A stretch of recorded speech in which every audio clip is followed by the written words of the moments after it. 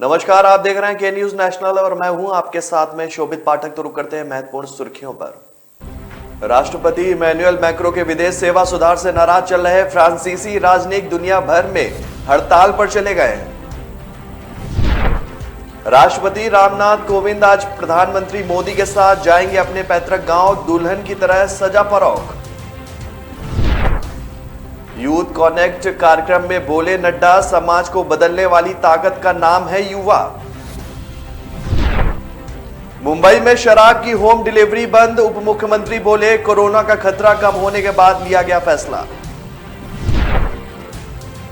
और मुख्यमंत्री भगवंत मान के दौरे से पहले गांव मूसा पहुंचे आप विधायक का भारी विरोध, रद्द हो सकता है कार्यक्रम। राष्ट्रपति इमैनुअल मैक्रो के विदेश सेवा सुधार से नाराज चल रहे फ्रांसीसी राजनयिक दुनिया भर में हड़ताल पर चले गए। बीते 20 साल में यह पहला मौका है जब विभिन्न देशों में स्थित दूतावासों में अधिकारियों ने कोई कामकाज नहीं किया। दरअसल ये राजनयिक सरकार की विदेश अधिकारियों का विशेष दर्जा खत्म कर उन्हें वरिष्ठ सिविल सेवा में मिलाने की योजना के खिलाफ है, जिसके ऐलान में मैक्रो ने अप्रैल में किया था। बताया जा रहा है कि इसके करीब 800 अधिकारी प्रभावित होंगे और बीजिंग से पेरिस, टोक्यो के मध्य पूर्व और वॉशिंगटन तक हड़ताल पर वो सब चले गए हैं और इसे महज शुरुआत करार दिया गया है। महारानी एलिजाबेथ द्वितीय के ब्रिटिश सिंहासन पर 70 साल पूरे होने के उपलक्ष्य में देश भर में 4 दिवसीय हीरक जयंती जश्न जो है बृहस्पतिवार को शुरू हो गया। इस दौरान निकाली गई ट्रूपिंग द कलर परेड की सलामी जो है क्वीन एलिजाबेथ के बेटे प्रिंस चार्ल्स, डचेस और कार्नवाल फैमिला सहित अन्य लोगों ने दी। उम्र की महारानी को मद्देनजर 4 दिवसीय समारोह में भागीदारी सीमित ही रखने की संभावना जताई गई है।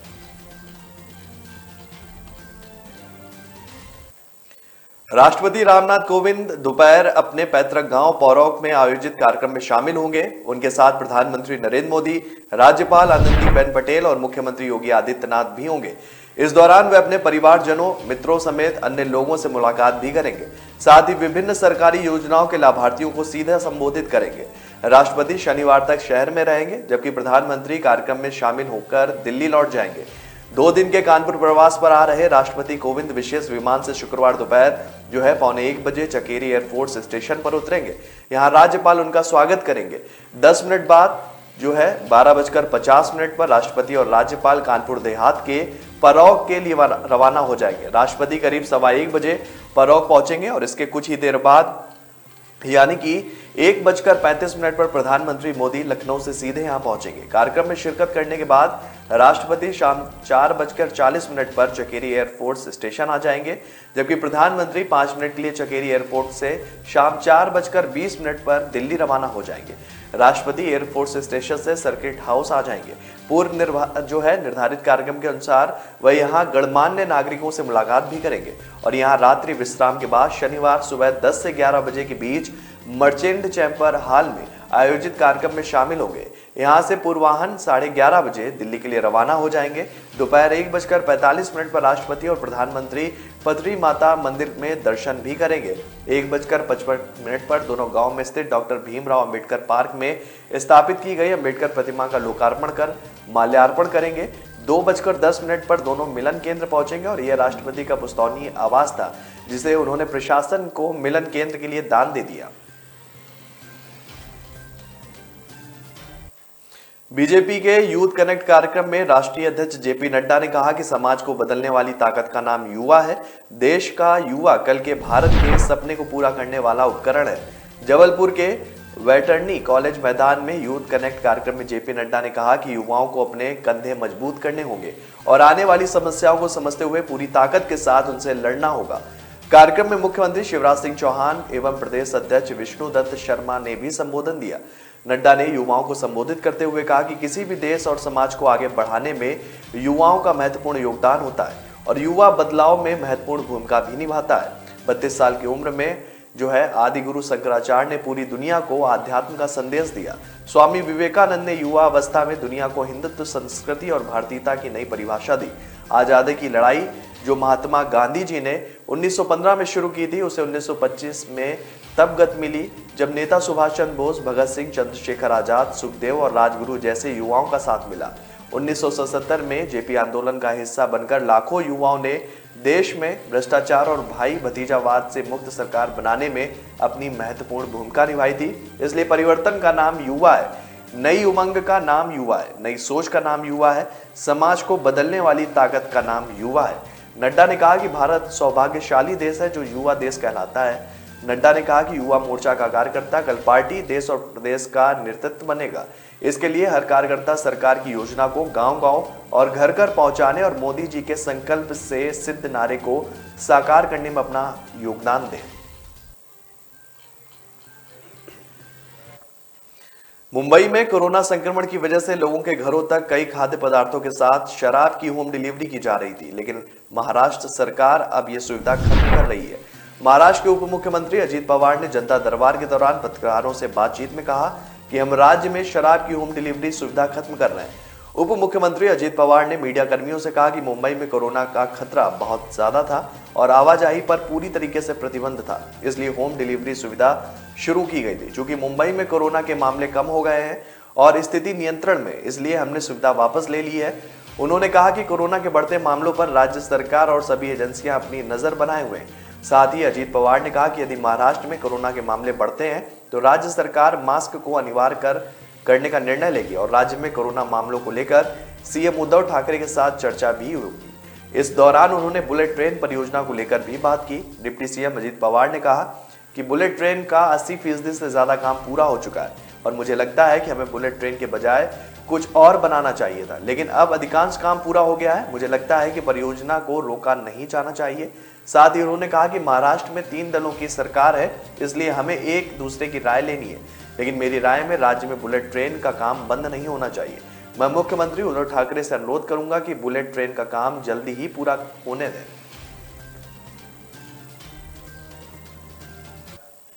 प्रसिद्ध गायक सिद्धू मूसेवाला को श्रद्धांजलि देने के लिए पंजाब के सीएम भगवंत मान मानसा के गांव को मूसा आना था और इससे पहले ही मूसा गांव पहुंचे आप विधायक गुरप्रीत सिंह बनावली को लोगों के विरोध का सामना करना पड़ा। ग्रामीणों ने उनके खिलाफ जमकर नारेबाजी की। ऐसे में अनुमान लगाया जा रहा है कि सीएम का दौरा रद्द हो सकता है। सीएम के दौरे को देखते हुए गांव में सुरक्षा व्यवस्था कड़ी कर दी गई है और इससे पहले गुरुवार को मूसेवाला के घर गांव मूसा में नेताओं का तांता लगा रहा। किसान नेता राकेश टिकैत ने परिवार को ढांढस बंधाया। आप सरकार के वित्त मंत्री हरपाल चीमा और पंचायत मंत्री कुलदीप सिंह धालीवाल मूसेवाला के घर पहुंचे और पिता बलकौर सिंह से मिलकर उन्हें ढांढस बंधाया। सिद्धू मूसेवाला के परिवार के साथ दुख साझा करने के लिए गुरुवार को पूर्व मुख्यमंत्री राजेंद्र कौर भट्टल और पूर्व उप मुख्यमंत्री सुखबीर सिंह बादल, सांसद हरसिमरत कौर बादल, पूर्व राज्यसभा सदस्य बलविंदर सिंह भूंदड़ और पूर्व मंत्री सिकंदर सिंह मलूका पहुंचे थे। मूसेवाला के पिता ने इस कत्लकांड को लेकर देश के गृह मंत्री अमित शाह को पत्र लिखा है और इसकी केंद्रीय जांच एजेंसी से जांच करवाने की मांग भी की है।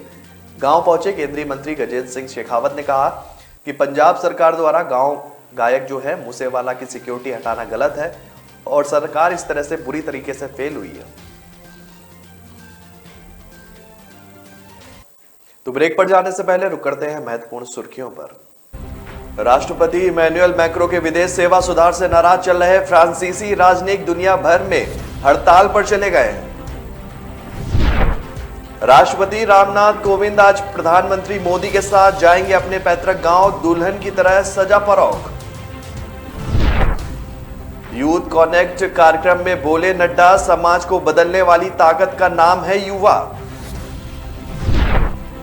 मुंबई में शराब की होम डिलीवरी बंद, उप मुख्यमंत्री बोले कोरोना का खतरा कम होने के बाद लिया गया फैसला।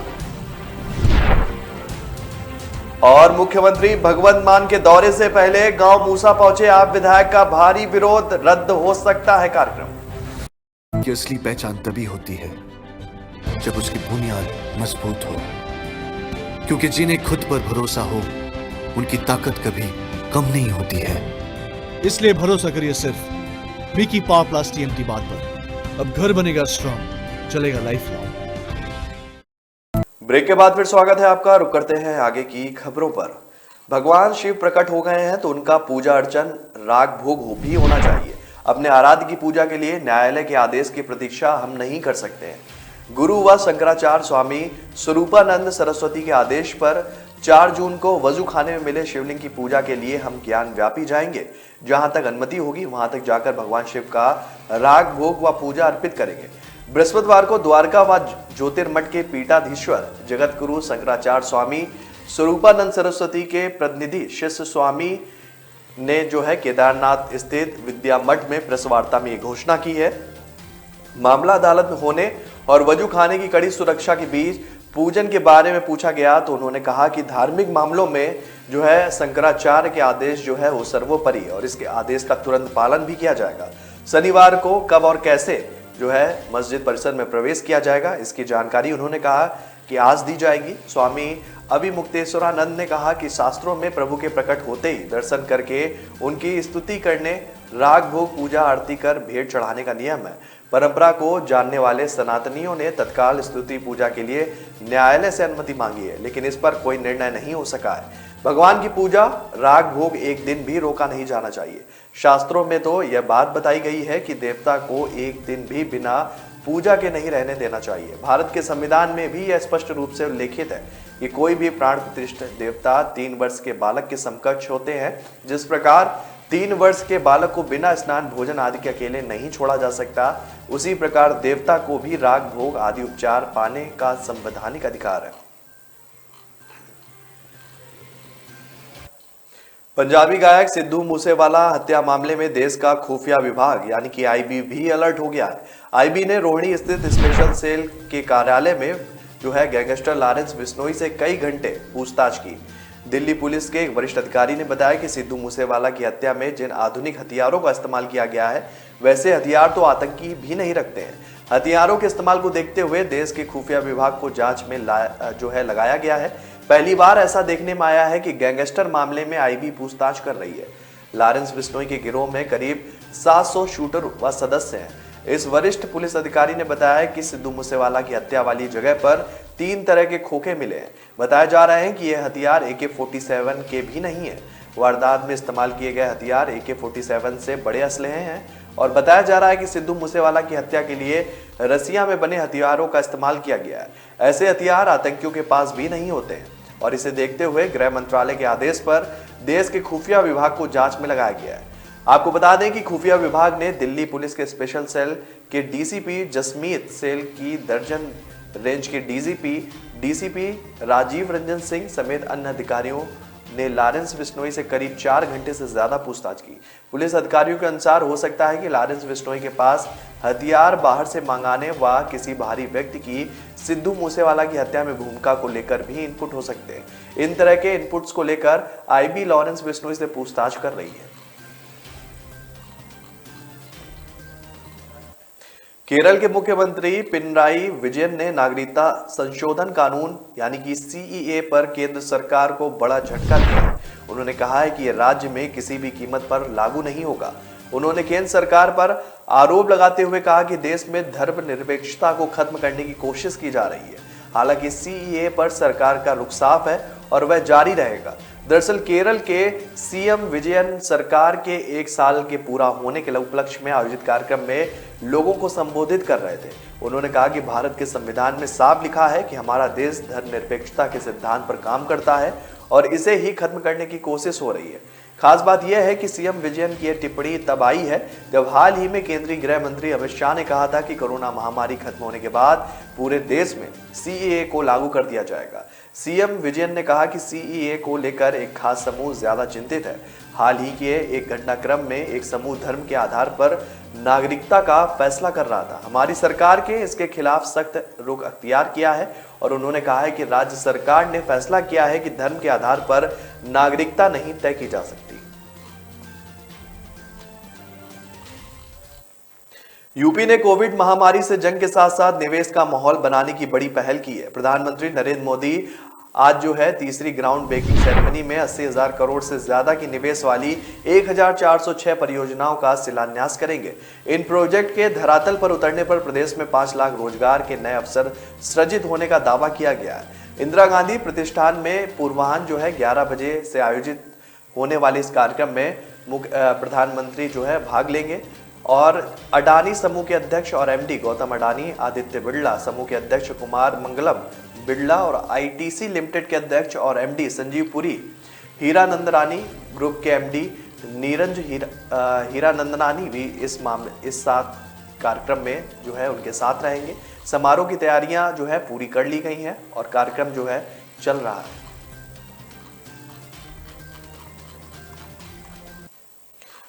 वैश्विक माता पिता दिवस की पूर्व संध्या पर यूक्रेन के राष्ट्रपति जेलेंस्की ने सनसनीखेज दावा करते हुए कहा कि रूस ने यूक्रेन के 2 लाख बच्चों का अपहरण कर लिया है। उन्होंने दावा किया कि आपराधिक साजिश का मकसद केवल लोगों का अपहरण नहीं बल्कि उन्हें यूक्रेन के बारे में पूरी तरह भूल जाने के लिए मजबूर करने और लौटने में असमर्थ बनाने का है। जेलेंस्की ने कहा कि यूक्रेन इस अपराध के लिए जिम्मेदार लोगों को सजा देगा, लेकिन पहले यह रूस को युद्ध के मैदान में दिखाना होगा कि यूक्रेन को जीतना नामुमकिन है। यूक्रेन के लोग आत्मसमर्पण नहीं करेंगे और ना ही यूक्रेन की संतानों को दूसरे की संपत्ति बनने देंगे। जेलेंस्की ने बताया कि रूसी हमलों की वजह से अब तक 243 बच्चे मारे गए और 446 घायल हुए। इसके अलावा जो है संसद में वर्चुअल संबोधन के दौरान जेलेंस्की ने कहा कि रूस अब तक यूक्रेन की 20% जमीन पर कब्जा कर चुका है। गेहूं की आपूर्ति पर जेलेंस्की ने कहा कि यूक्रेन के सभी समुदायी रास्ते और बंदरगाह रूस के कब्जे में है। संयुक्त राष्ट्र चाहे तो रूस से बात कर इन जगहों से गेहूं की आपूर्ति के लिए सुरक्षित रास्ता बनवा सकता है। यूक्रेन संयुक्त राष्ट्र के नेतृत्व में गेहूं की आपूर्ति करने के लिए भी तैयार है। रूसी सेना पूरी ताकत से दोनबास इलाके पर कब्जे में जुटी हुई है। लुहांस्क का जो है शहर रूसी हमलों का केंद्र बन गया है। शहर के प्रशासन के मुताबिक रूसी सेना शहर के 70% से ज्यादा हिस्से पर कब्जा कर चुकी है और हजारों लोग घरों में बिना बिजली और भोजन के फंसे हुए हैं। तो ब्रेक पर जाने से पहले रुक करते हैं महत्वपूर्ण सुर्खियों पर। राष्ट्रपति इमैनुअल मैक्रों के विदेश सेवा सुधार से नाराज चल रहे फ्रांसीसी राजनयिक दुनिया भर में हड़ताल पर चले गए हैं। राष्ट्रपति रामनाथ कोविंद आज प्रधानमंत्री मोदी के साथ जाएंगे अपने पैतृक गांव, दुल्हन की तरह सजा परोक। यूथ कनेक्ट कार्यक्रम में बोले नड्डा, समाज को बदलने वाली ताकत का नाम है युवा। मुंबई में शराब की होम डिलीवरी बंद, उप मुख्यमंत्री बोले कोरोना का खतरा कम होने के बाद लिया गया फैसला। और मुख्यमंत्री भगवंत मान के दौरे से पहले गांव मूसा पहुंचे आप विधायक का भारी विरोध, रद्द हो सकता है कार्यक्रम। की असली पहचान तभी होती है जब उसकी बुनियाद मजबूत हो, क्योंकि जिन्हें खुद पर भरोसा हो उनकी ताकत कभी कम नहीं होती है। इसलिए भरोसा करिए सिर्फ मिकी पावर प्लस टीएमटी बात पर। अब घर बनेगा स्ट्रॉन्ग, चलेगा लाइफ लॉन्ग। ब्रेक के बाद फिर स्वागत है आपका। रुक करते हैं आगे की खबरों पर। तेलंगाना के मुख्यमंत्री चंद्रशेखर राव ने कहा है कि प्रति व्यक्ति आय में बढ़ोतरी, सभी क्षेत्रों में 24 घंटे मुफ्त बिजली, मुफ्त सिंचाई और पेयजल आपूर्ति, जन कल्याण, आईटी व उद्योग समेत कई क्षेत्रों में विकास के साथ उनका राज्य देश के लिए एक रोल मॉडल बन गया है। राज्य स्थापना दिवस पर राव ने कहा कि तेलंगाना ने 8 साल में तेजी से प्रगति की है। मुख्यमंत्री राव ने कहा कि 2014-19 के बीच 17.24% औसत वार्षिक आर्थिक विकास के साथ तेलंगाना देश में नंबर 1 बन गया है। प्रति व्यक्ति आय भी 2014-15 के 1,24,104 रुपए से बढ़कर 2021-22 में 2,78,883 रुपए हो चुकी है। राव ने कहा कि तेलंगाना किसानों को 24 घंटे निर्बाध बिजली देने वाला एकमात्र राज्य है। प्रति व्यक्ति बिजली की खपत में भी तेलंगाना देश में जो है सबसे आगे है। और मुख्यमंत्री ने बताया कि मिशन काकती कार्यक्रम के तहत किसानों की कर्ज माफी, 24 घंटे मुफ्त बिजली दी जा रही है। साथ ही मुख्यमंत्री ने दलित बंधु योजना के तहत दलित समुदाय के विकास का भी जिक्र किया। गरीब से गरीब व्यक्ति को 2 बेडरूम के घर मुफ्त दिए जा रहे हैं। राव ने बताया कि 978 आवासीय शिक्षा संस्थान खोले गए और 7,289 करोड़ की लागत से स्कूलों में चरणबद्ध विकास कराया जा रहा है। इस मौके पर सीएम ने हैदराबाद में जो है 4 TISS सुपर स्पेशलिटी अस्पताल शुरू करने की घोषणा भी की है। NIM में बिस्तरों की संख्या 2000 अतिरिक्त बढ़ाने का निर्णय लिया गया है। सरकार ने हर जिले में एक मेडिकल कॉलेज स्थापित करने का भी लक्ष्य रखा है। केंद्रीय सड़क परिवहन एवं राज्य मार्ग मंत्री नितिन गडकरी ने कहा कि एथेनॉल भविष्य का ईंधन है और यह न केवल पर्यावरण संरक्षण का मुद्दा आधार है बल्कि यह काफी सस्ता भी है।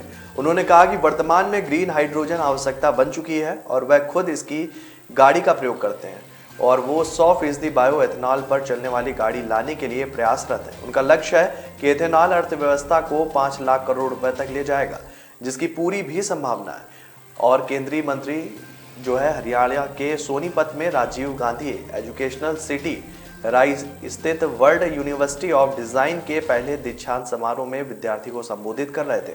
उन्होंने कहा कि वह दिल्ली से वाया रोड पहुंचे हैं और उन्हें कुंडली के पास नेशनल हाईवे के हालात देखकर निराशा हुई है। लोगों को इससे दिक्कत होती होगी, लेकिन निर्माण में देरी किसान आंदोलन के कारण हुई है, इसलिए वह उनकी तरफ से माफी मांगते हैं। उन्होंने कहा कि दिल्ली से चंडीगढ़ तक के NH 44 को लेकर 14 जून को उच्च स्तरीय बैठक भी बुलाई गई है, जिसमें हाईवे को आधुनिक रूप देने के लिए अहम निर्णय लिए जा सकते हैं।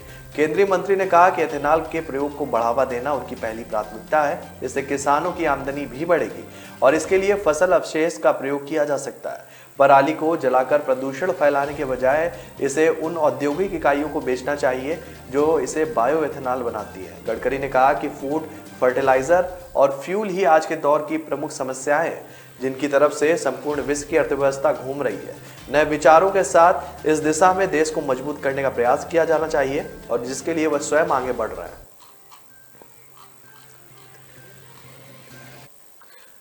फिल्म सम्राट पृथ्वीराज पर अभिनेता अक्षय कुमार के साक्षात्कार के बाद विवाद खड़ा हो गया है। उनके बयान पर कांग्रेस नेता पवन खेड़ा ने ट्वीट किया कि थोड़ा पढ़ भी लेते, पर एक महिला पत्रकार ने टिप्पणी की कि इसके बाद कांग्रेस नेता ने जवाब देते हुए कहा कि मेरे लिए अक्षय कुमार और अकबर दोनों इसी देश के हैं। दरअसल एक साक्षात्कार के दौरान अक्षय कुमार ने कहा था कि हमारी इतिहास की किताबों को मुगल साम्राज्य और हिंदू राजाओं के साथ संतुलित किए जाने की जरूरत है। जहां तक मैंने इतिहास की किताबों में सम्राट पृथ्वीराज के बारे में पढ़ा तो उसमें सिर्फ 3 से 4 लाइनें ही थी। मैं इस फिल्म को धन्यवाद देता हूं जो उनके बारे में मुझे इतना जानने का मौका दिया। अभिनेता अक्षय कुमार ने साक्षात्कार में कहा कि जब मैं अपने बेटे से सम्राट पृथ्वीराज के बारे में बात कर रहा था तो उसने कहा कि मैं ब्रिटिश साम्राज्य, मुगल साम्राज्य के बारे में जानता हूं, लेकिन वह खुद कौन है, इसलिए यह दुखद है कि हम अपने राजाओं के बारे में नहीं जानते। उन्होंने कहा कि शिक्षा मंत्रालय को इस बारे में विचार करना चाहिए। अक्षय कुमार की इस टिप्पणी के बाद सोशल मीडिया पर विवाद खड़ा हो गया। कई लोगों ने उनके बयान का खंडन करते हुए कहा कि उन्होंने हिंदू राजाओं के बारे में भी उतना ही पढ़ा है जितना कि मुगल साम्राज्य के बारे में। इसमें कांग्रेस प्रवक्ता पवन खेड़ा ने टिप्पणी करते हुए कहा कि भाई माता पिता की बात सुन लेते और थोड़ा पढ़ लिख लेते, जो आज सार्वजनिक तौर पर यूं मूर्ख नहीं बनना पड़ता। पंडित भजन सोपारी जी का निधन बहुत दुखद है। उनकी तबीयत काफी समय से खराब चल रही थी, लेकिन बीच बीच में यह भी पता चला कि अब उनका स्वास्थ्य सुधर रहा है। उनके बेटे अभय से बात होती रही, हालचाल मिलता रहा, घर आ गए, ठीक रहे, लेकिन ऐसी बीमारियों में कुछ भी नहीं कहा जा सकता। संतूर के लिए तो यह बहुत ही बुरा समय है। कुछ ही समय पहले पंडित शिव कुमार शर्मा जी का निधन हुआ, अब पंडित भजन सोपारी जी नहीं रहे। ये संतूर के 2 शिखर थे। थोड़े दिनों के भीतर ही दोनों दिग्गज कलाकारों के निधन से चारों तरफ गम का माहौल है। और संतूर ही क्या कहें, संगीत जगत को ही ऐसे कई जो है कलाकार इस समय छोड़ के चले गए हैं, जिससे पूरी फिल्म इंडस्ट्री और बॉलीवुड समेत कई जगह शोक की लहर दौड़ रही है।